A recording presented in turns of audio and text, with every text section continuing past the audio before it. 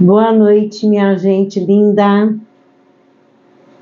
Hoje nós vamos estudar um trecho chamado Jesus censura os fariseus e os escribas. Jesus fica bravo, ele passa uma carraspana nos escribas e fariseus.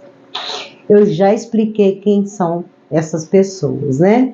Eram aqueles doutores da lei, importantes lá da sinagoga, que não gostavam de Jesus e viviam fazendo de tudo para armar uma armadilha contra ele.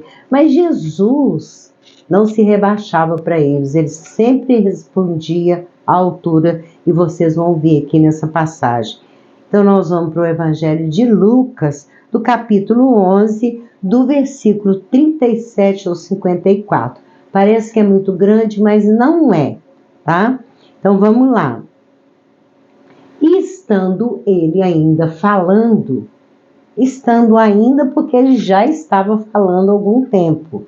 Então aqui ele vai dar uma lição nesses doutores da lei, que são os escribas e os fariseus. Rogou-lhe um fariseu que fosse jantar com ele. Um fariseu, então, convida Jesus para jantar na casa dele. E entrando, Jesus, logo que entrou, assentou-se à mesa. Já foi passando pela porta, chegando à mesa e já sentando para jantar. Mas o fariseu admirou-se, vendo que se não lavara antes do jantar. Por quê? Os fariseus, esses doutores da lei, esses escribas, esses homens lá, príncipes da sinagoga, tinham um tal de lavar as mãos antes de qualquer coisa, antes de pegar no pão, antes de orar, antes de abrir a Torá, que é a Bíblia deles. Eles sempre tinham aquele negócio de lavar as mãos. Aliás, a Igreja Católica herdou isso, né? Tem até uma toalhinha, uma bacia com a jarrinha para o padre lavar a mão. São heranças do judaísmo que a gente herdou, né? Deixa eu só ajeitar esse aquecedor aqui, gente, que ele é muito quentinho. Eu ponho ele nos meus pés, mas ele acaba fazendo uma barulhada. É só desligar aqui, desculpa, tá? Eu já devia ter feito isso e me distrair. Então, Jesus vai logo para a mesa. Mas o fariseu admirou-se, vendo que se não lavara antes do jantar.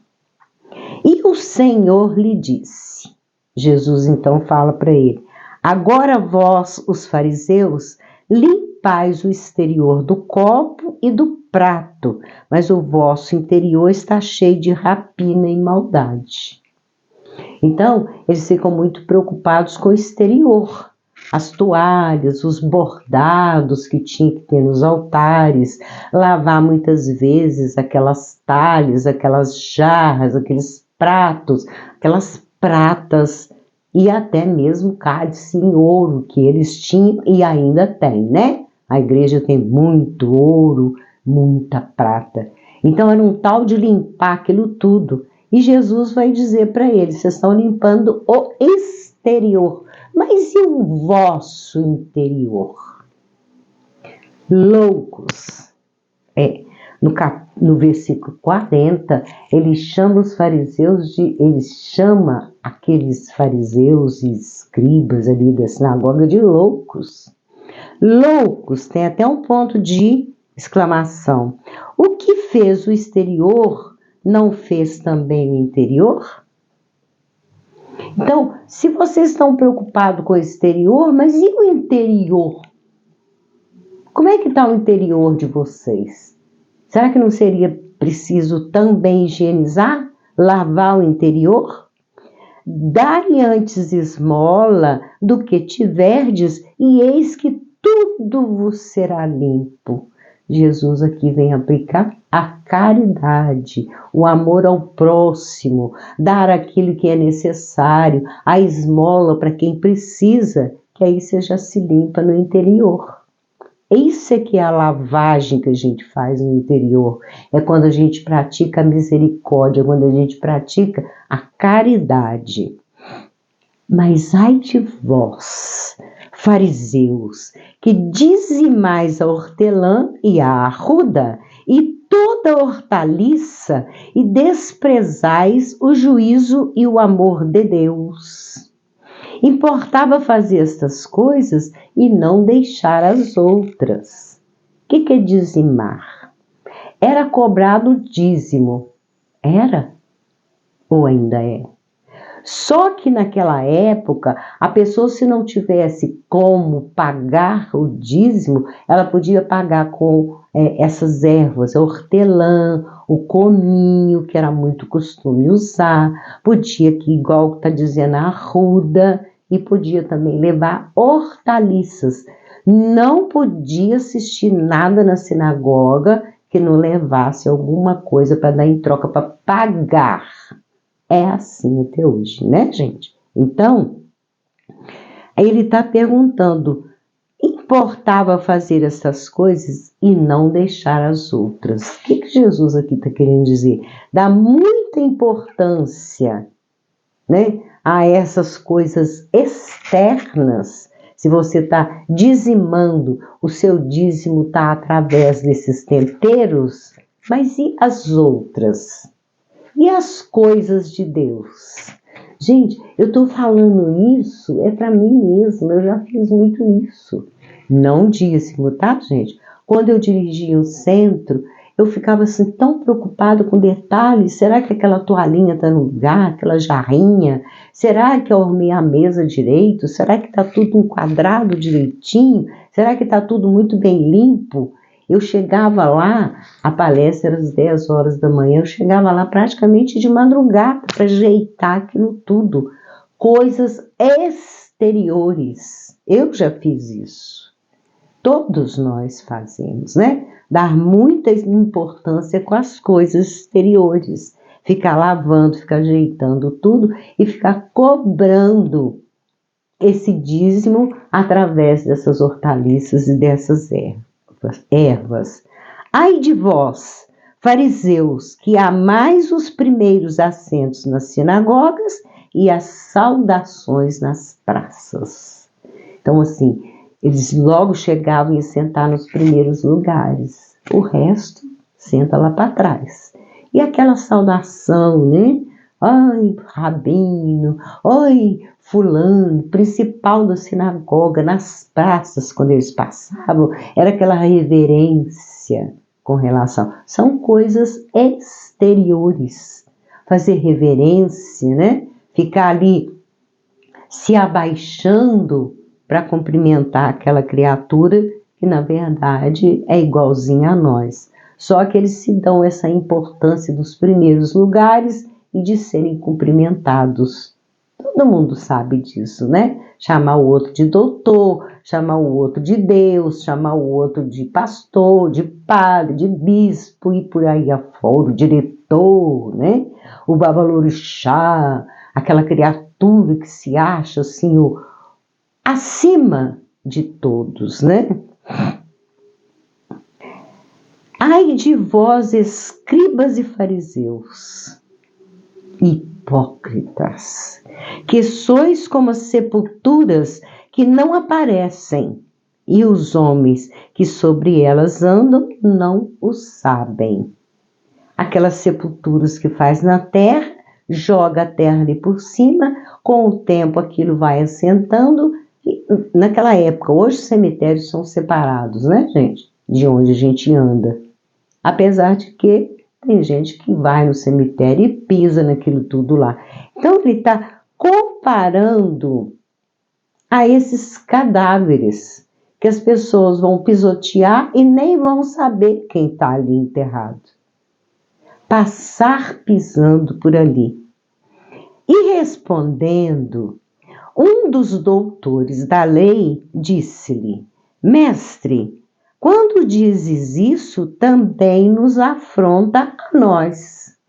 Ou custou cair a ficha, né? Jesus estava falando, era para ele mesmo. Agora aqui, né? Quando Jesus fala nas sepulturas, que um dia todo mundo vai ser enterrado no mesmo lugar, né? Vai cavar, vai tirar a terra, jogar o corpo, e o corpo vai se transformar em novos elementos ali na natureza de todo mundo. O meu, o seu, do doutor, do príncipe, do rei, da lavadeira, da cozinheira, de todo mundo. Eu já falei com vocês, né? Eu tinha um sobrinho, ele era assim bem mineirão, gostava muito de roça, de fazenda, e ele tinha um jeito de falar bem arrastado. Ele falava: olha, tio, chega uma hora que passa uma régua e iguala todo mundo. Eu falava: quando, meu filho? Ele falava: quando morre, a régua vem e nivela todo mundo. E é mesmo, é o que Jesus está dizendo aqui. Vocês vão virar cadáveres mortos embaixo lá da terra e todo mundo ainda vai pisotear e passar por cima. Então, esse fariseu então vai dizer: o senhor está nos afrontando. E ele lhes disse, e ele lhe disse: ai de vós também, doutores da lei, que carregais os homens com cargas difíceis de transportar. E vós mesmo, nem ainda com um dos vossos dedos tocais essas cargas.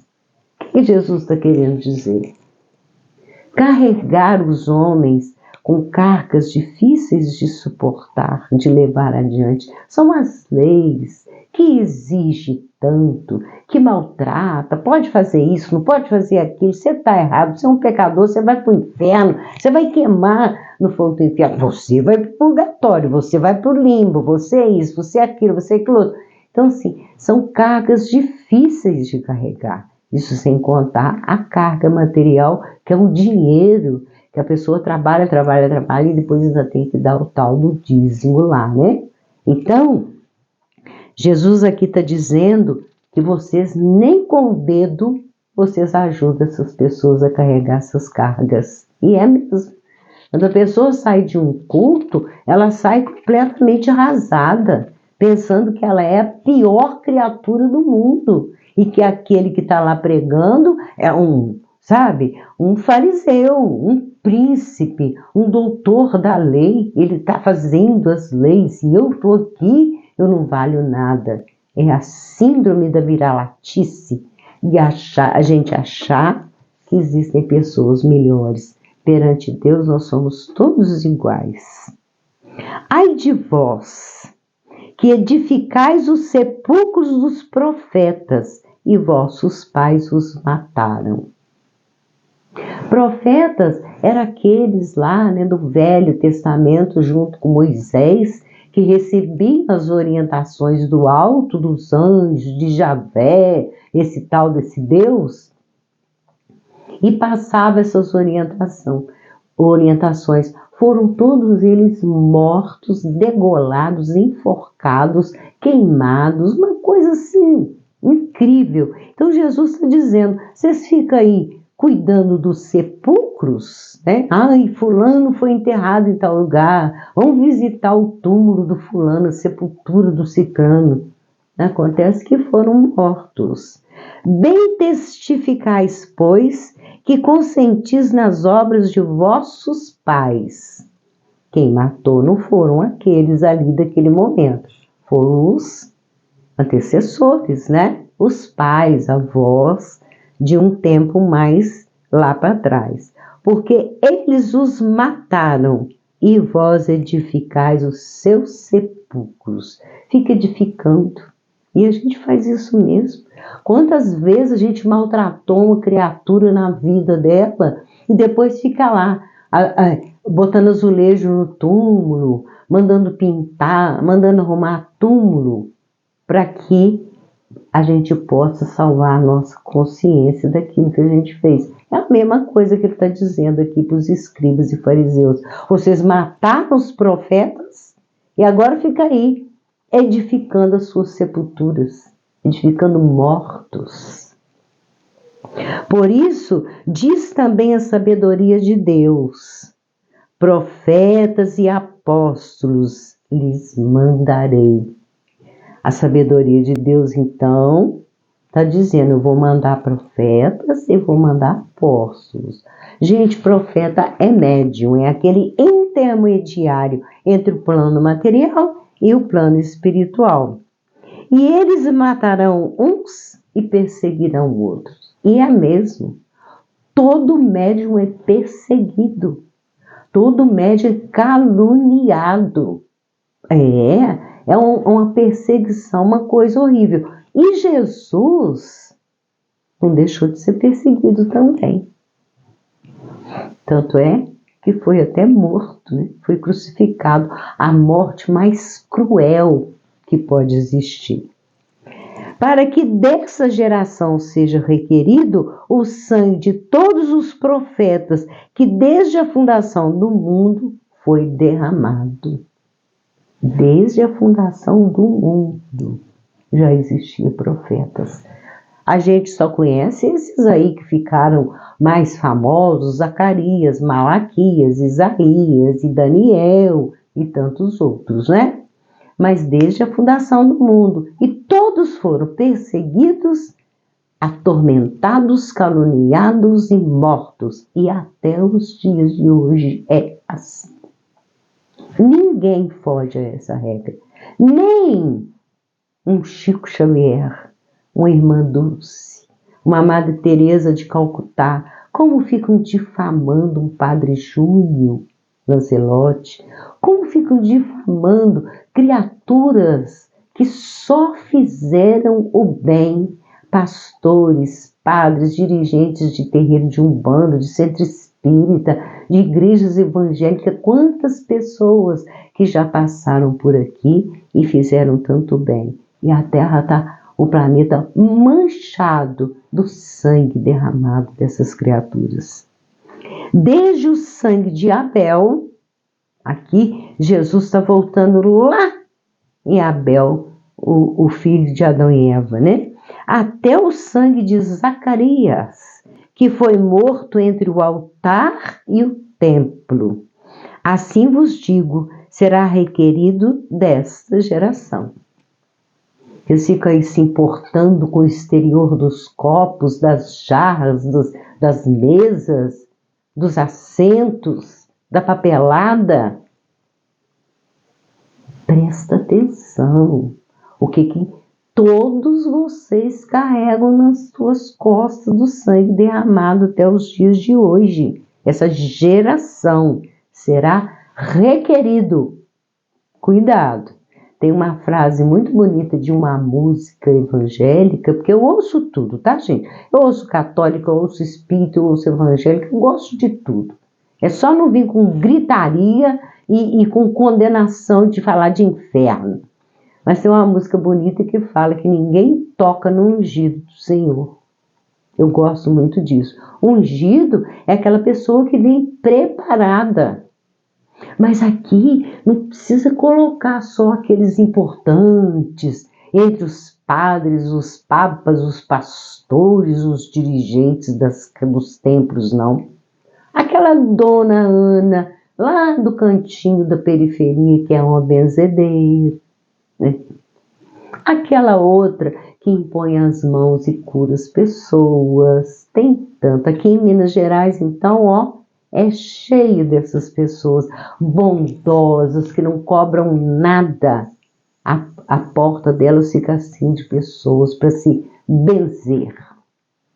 Então, ai de vós, doutores da lei, que tiraste a chave da ciência, vós mesmos não entrastes, impedistes os que entravam.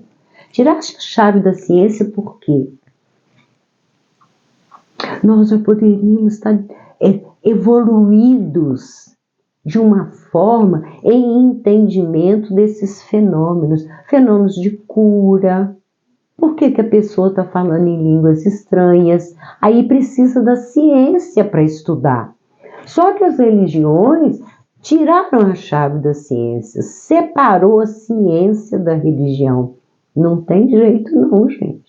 Jesus, quando aqui veio, há 2024 anos, ele aplicou ciência, sabia? Ciência. física quântica. Como que vocês acham que Jesus andava em cima das águas? Como que vocês acham que Jesus multiplicava os pães? Como que vocês acham que Jesus curava com o barro da terra e com a saliva dele? O que é isso? Alguém algum dia estudou esses fenômenos? Não, a ciência fica para lá e a religião para cá. Não adianta. Enquanto a gente não aliar ciência, filosofia e religião, que é um tripé perfeito para a gente entender, a gente não vai conseguir chegar em lugar nenhum. Então aqui é Jesus dizendo, vocês tiraram a chave da ciência e não querem entender esses fenômenos. E dizendo-lhes ele isso, começaram os escribas e os fariseus a apertá-lo fortemente e fazê-lo falar acerca de muitas coisas. Começaram a apertar Jesus com o quê? Perguntas capciosas, pegar Jesus em alguma coisinha ou alguma coisa grande. Apertar Jesus. Ficou aquele vozeria ali em torno dele, todos eles querendo pegar Jesus, tanto é que Lucas aqui encerra dizendo que armando-lhe ciladas, a fim de apanharem da sua boca alguma coisa para o acusarem. E, gente, isso acontece até hoje. Acontece. São perguntas capciosas, já passei tanto por isso. Pessoas que me encostavam na parede e fazendo perguntas, como que você se atreve a falar em nome de Jesus? Como que você se atreve a divulgar os ensinamentos de Jesus? Como que você se atreve a impor as mãos para curar? E já ajudei muita gente a se curar. Então, é aquela coisa de apertar a gente, querer saber coisas que aquela criatura mesmo não se dispôs a estudar. Mas ela quer vir nos apertar. E hoje é fácil, porque hoje tem o quê? WhatsApp, tem internet. Então os ataques aparecem. Vocês acham que com esse pingo de seguidores que eu tenho, de vez em quando eu abro lá e eu pego pessoas me atacando? Tem. Então, quando eu falo de Javé, então, aí eu viro para as pessoas e falo, vai estudar, vai ouvir as mitologias, vai ouvir a ciência, a explicação daquilo que eu estou falando, ou simplesmente vai estudar Jesus. Estuda Jesus. Agora, se a gente não pegar a ciência e a filosofia para entender essa questão religiosa, a gente não consegue chegar em lugar nenhum, não. Fica aí, então, esse ensinamento para nós, que é Jesus censura os fariseus e os escribas. A nossa frase de hoje, que é a minha preferida, eu já falei isso para vocês. Mas se vós soubesses o que significa, 2 pontos. Misericórdia quero e não sacrifício, não condenarias os inocentes. Gente, mais uma bomba que estoura, né? Passamos pelo caso Pedidi, passamos pelo caso dos famosos, passamos pelo caso de João de Deus e tantos outros, e agora nós estamos aí explodindo o escândalo do tal de Epstein. Acho que é assim que pronuncia. Eu não sei falar inglês e também não faço a mínima questão. Não gosto. Então, inocentes. Já pararam para pensar? Tinha uma ilha, gente, só para os bacanais com menores. E Jesus está nos alertando em 2024 anos. Para de sacrificar inocentes. Para de sacrificar criança, bebezinho. Para de sacrificar criaturinhas. Que é para a gente proteger proteger, colocar aqui no nosso ombro, acolher aquela criatura totalmente inocente, nessa reencarnação maldita que nos faz esquecer tudo e chegar aqui, reencarnar como se fôssemos retardados mentais, sem saber de onde viemos, o que estamos fazendo aqui, para onde vamos. Então fica à mercê. Uma vez fizeram uma pergunta a Chico Xavier: Chico, o que você mais teme da reencarnação? Se você tiver que reencarnar de novo, o que você mais tem medo? Sabe o que ele falou? Período infantil. Ser colocado na mão de uma pessoa que não vai cuidar de mim.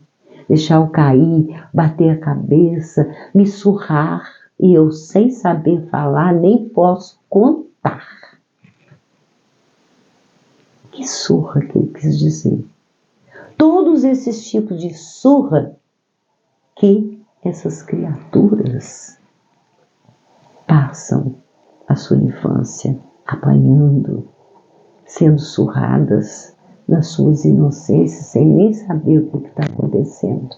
Fica aí, então, os últimos momentos das nossas duas frases, que está fazendo um ano, e agora que eu estou melhor da gripe, do problema pulmonar sério que eu tive, e ainda estou com resquício, eu vou preparar as frases novas para a gente estudar, tá bem? Vamos ao nosso presente. Gente, nosso presente de hoje é simplesmente lata.